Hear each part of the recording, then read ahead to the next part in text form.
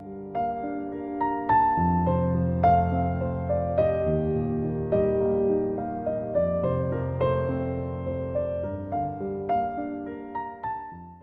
दोस्तों, कैसे हैं आप सब। उम्मीद है आपको मेरे पहले वीडियो अच्छे लगे होंगे और आपने सब्सक्राइब तो ज़रूर किया होगा, है ना। तो चलिए आज फिर आपको ले चलते हैं यादों के शहर में। मेरे साथ साथ आप भी मेरी यादों में घूमिए, देखिए क्या निकलता हूँ यादों में से आज। तो मैं आपको जैसे पिछले पार्ट में सुना रही थी अपनी फ्रेंड की स्टोरी, उसी को कंटिन्यू करती हूँ आज भी। मैंने एक हादसा आपको बताया था, उसकी चोट है ना। आज मैं और बातें बताती हूँ। हम दोनों ना बड़ी सीधी सी थी, दब्बू सी। तो स्कूल में हम जाते थे ना, तो हमें ना बच्चे मारते पकड़ते। और जैसे आजकल भी आप देखते हैं बच्चों को स्कूल में, कुछ दादा टाइप बच्चे होते हैं तो वो बुली करते हैं, सबको मारते हैं।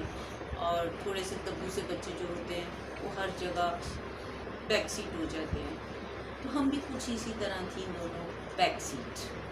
अच्छा, हम बोलती भी कम थी, नहीं तो आजकल तो छोटे छोटे बच्चे इतना गॉसिप करते हैं, हम नहीं करते थे गॉसिप। तो वो स्कूल हमारा छोटा सा, जैसे आजकल गलियों में नहीं वो स्कूल खोलते हैं, convent, so called convent school, फलां कॉन्वेंट स्कूल, फलां कॉन्वेंट स्कूल, उस तरह का स्कूल था वो। 5वीं तक का स्कूल था। तो हम लोग हमारी क्लास जो थी वो जिस कमरे में बैठती थी उसमें हम ऐसे ज़मीन पर बैठते थे और 2 टीचर्स, एक उधर चेयर पर एक इधर चेयर पर बैठी होती थी और वो पढ़ाती थी। आपको एक सच्चाई बताऊँ, वो क्या पढ़ाती थी क्या नहीं मुझे कुछ समझ नहीं आता था उस टाइम। मैं चुपचाप बस बैठी रहती थी। ब्लैक बोर्ड पर वो जो लिखती थी वो कापी में उतार देती थी। मुझे नहीं पता मैं कैसे पास हुई वहाँ। और उस स्कूल में मैं फर्स्ट तक पढ़ी थी, फिर वो स्कूल मैंने छोड़ दिया था। तो फर्स्ट तक की यादें वहाँ पर हैं। तो फर्स्ट तक मैं उस अपनी फ्रेंड के साथ थी।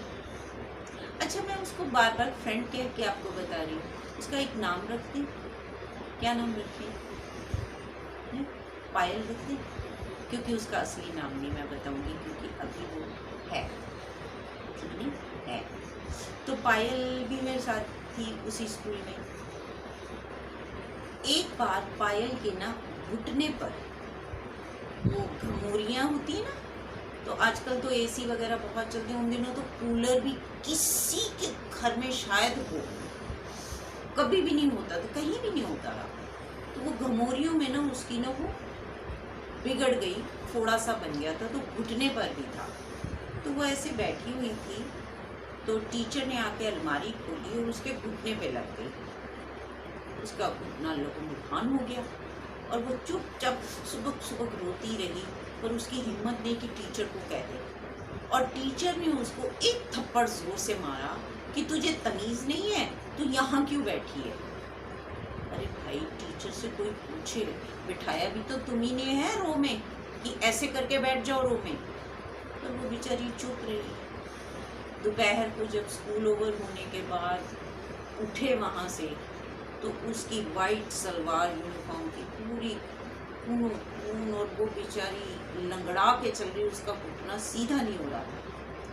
और टीचर्स उसे डांटने लगी कि गंदे कपड़े पहन के स्कूल आ जाती है। अरे वो छोटी सी बच्ची है, वो कहाँ से गंदे कपड़े पहन के आ गई है। बट नहीं, टीचर्स है ना, उन्होंने किसी की सुननी नहीं है। तो उसकी ना मम्मी स्कूल लेने आती होती थी छुट्टी के बाद। वो आई, उन्होंने देखा कि कपड़े थे, उन्होंने और डांटना शुरू कर दिया। उन्होंने ये नहीं पूछा कि भाई ये हुआ कैसे। अच्छा, और वैसे ही हालत में उसे पूरा आधा घंटा पैदल चलाकर घर तक लेकर गए। घर पे पहुंचे तो घर में सब लोगों ने उसको खूब डांटा कि तुझे तमीज़ नहीं है, तू अपना ध्यान नहीं रख सकती, तू अपनी यूनिफॉर्म नहीं ठीक रख सकती, कितना गंदा लगता है ये। तो बेचारी आज भी कभी हम साथ बैठते हैं ना, तो हम सोचते हैं, आपस में बात करते हैं। तो यही एक सवाल हम दोनों पूछते हैं, क्या टीचर्स या माँ बाप को इतनी सी भी सोच नहीं आई कि उस बच्चे से तो पूछते कि ये हुआ क्या था तुझे, चोट लगी, गिरी, क्या हुआ? उसकी तो किसी ने दवा नहीं की, उसके दर्द का किसी ने नहीं पूछा। बस उनको ये है कि इसको तमीज नहीं है, इसने कपड़े गंदे कर दिए। अरे कोई बच्चे से तो पूछता। चलो, फिर भी वो लड़की किसी तरह चलती रही, गुजरती रही टाइम। और फिर उसने, वो तो उसी स्कूल में रह गई, मैंने स्कूल बदल लिया था, पर घर तो हमारे साथ साथ थे, रहते तो हम साथ साथ थे। तो हम स्कूल टाइम छोड़ दिया और बाकी टाइम, उन सब टाइम की मुझे याद। उसका जो भाई था ना, उसको तो सब चाचा, ताऊ, बुआ वगैरह सब बुला लेते थे, बात करते थे, कुछ खा रहे हैं तो खाने को दे देते थे।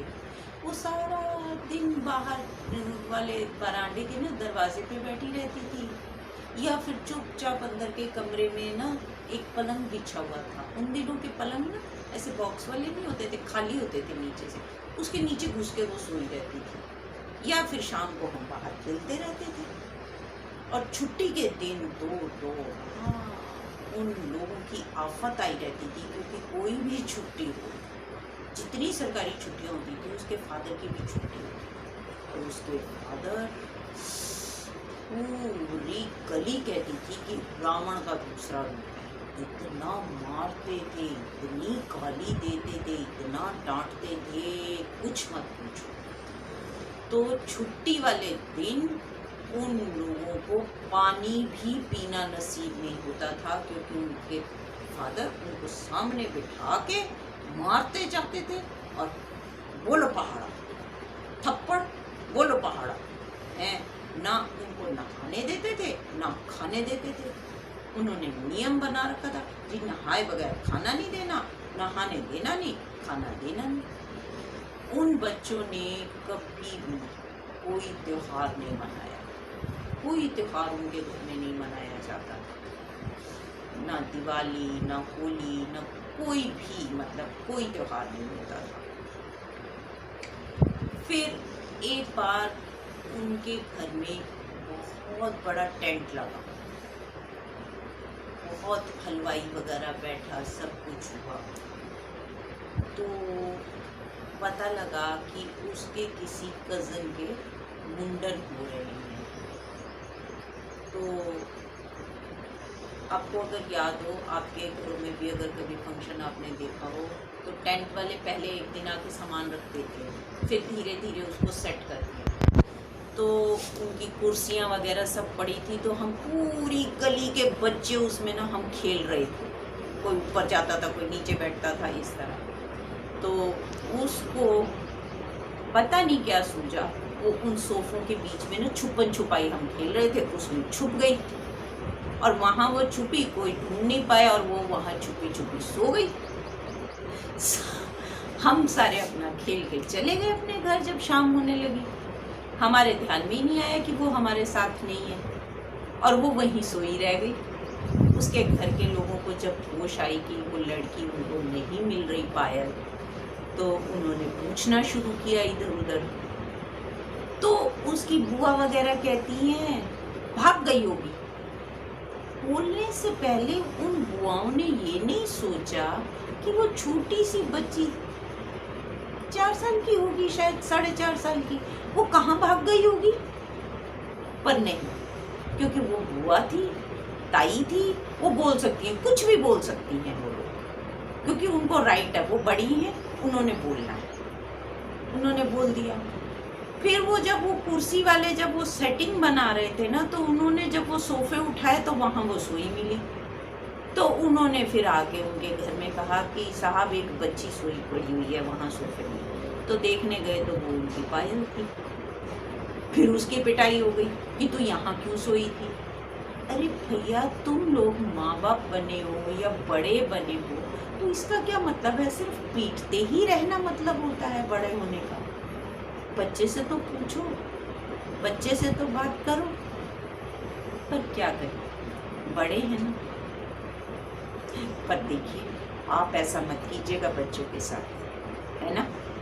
आप उनकी ज़रूर सुनिए, उनको भी बोलने का, बताने का मौका दीजिएगा, है ना, देंगे ना। और मेरे इस वीडियो को लाइक ज़रूर कीजिएगा, सब्सक्राइब ज़रूर कीजिएगा। आज चलती हूँ, फिर मिलूँगी नेक्स्ट एपिसोड में। तब तक बाय।